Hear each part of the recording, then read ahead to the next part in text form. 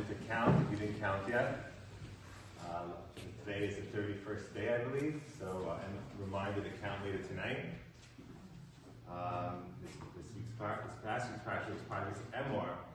So I saw a fascinating idea in Ishbitzer, and some of you may have heard of Ishbitzer. He was a Hasidic Rebbe, very creative, out-of-the-box thinker, and Shlomo Carlebach actually popularized him in America, introduced him to many people.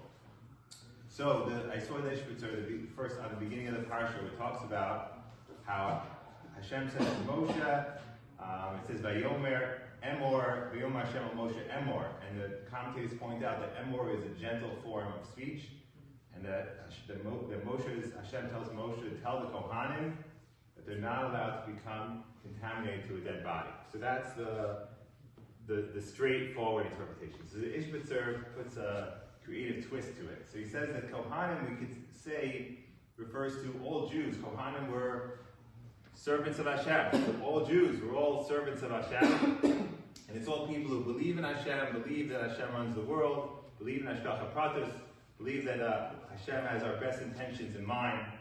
So what is Hashem telling Moshe Rabbeinu to tell these believers? Telling them that they should not become contaminated, nefesh lo yitame. So the Ishbitzer says that that's referring to people who, though they believe in Hashem, they become a little bit upset, resentful, when Hashem does something that doesn't seem to be merciful, it seems more strict, and does not seem to be coming from a place of love.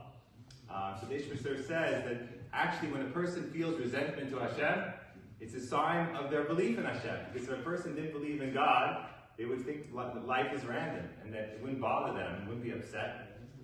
It's just random. So the fact that a person feels some resentment to Hashem is actually a sign of their faith.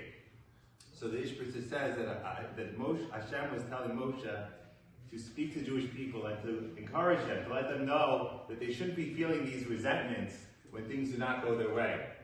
And so he ends the point with a powerful idea that this Emor, say, whisper, say in a gentle tone, that when you're talking to yourself, words of emunah, and especially when you're talking to other people, you shouldn't be yelling at them, you have to have faith, you have to believe, you shouldn't question to Hashem. That's not the way to talk. It's not even the way to talk to yourself.